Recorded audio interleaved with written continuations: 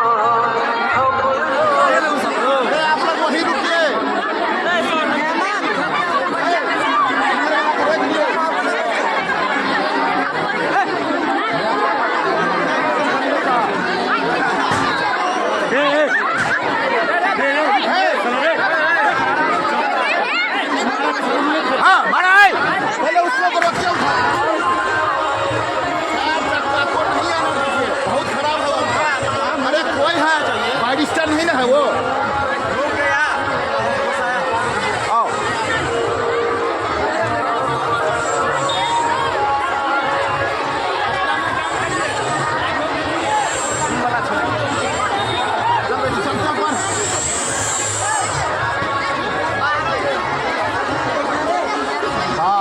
जाए वाला स्थिति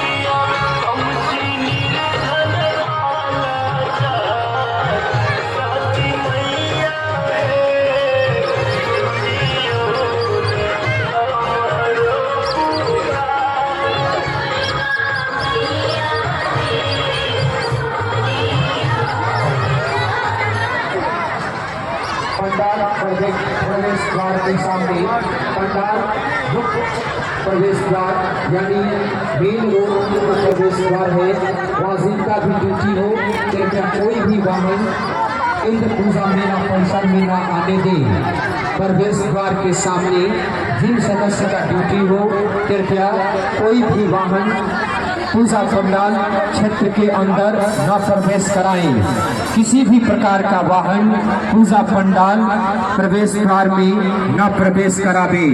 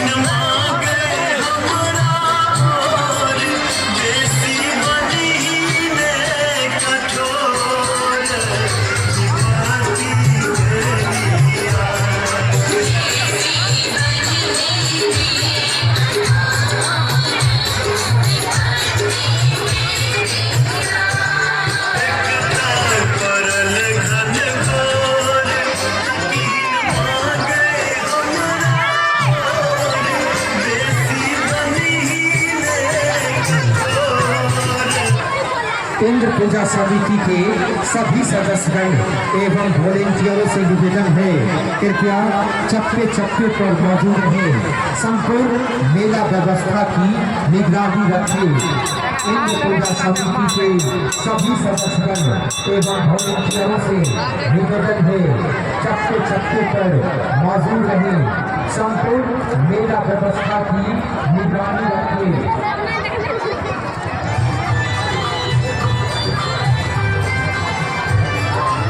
सैंडी पहन के ले इसका सैंडी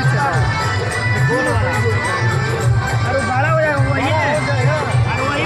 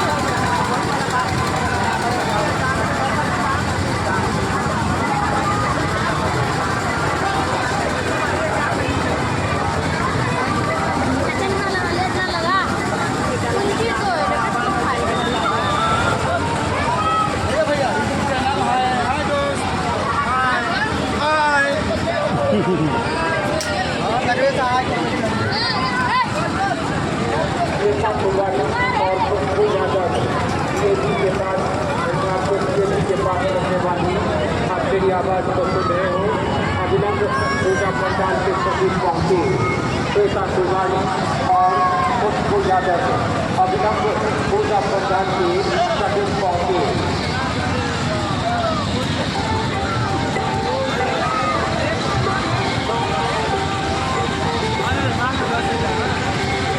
Ayo,